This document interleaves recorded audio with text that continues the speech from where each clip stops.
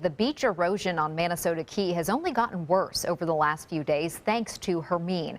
ABC 7's Christopher Brantley went out before the storm affected the Suncoast, and today he visited those same residents after the storm. Well, that erosion on Manatee Key has steadily gotten worse. Many residents here have sandbags. They have piles of sand all ready to go on the beach, but they are still waiting on state approval.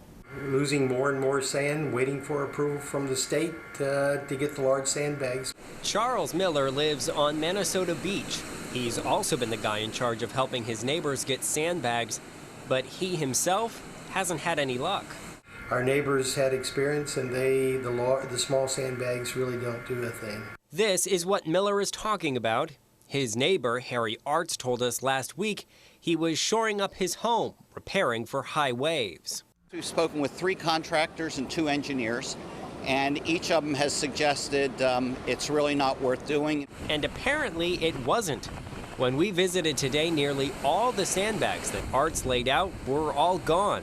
The foundation of his home that had been previously exposed was now laying on the beach, large chunks of concrete no longer supporting his home. Arts and his wife left town to escape the storm out of fear their home might fall in. Miller believes what could have helped are large sandbags, big enough to not be washed away so easily. Miller has submitted an application to several state agencies for approval to put those sandbags out, but hasn't gotten it. And he blames Governor Rick Scott's office.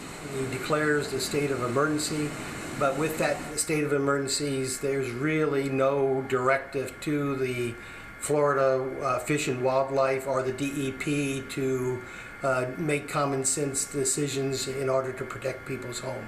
And as the waves continue to pound much of Manatee Key, many residents like the Arts are hoping that when they return home, their home will still be there.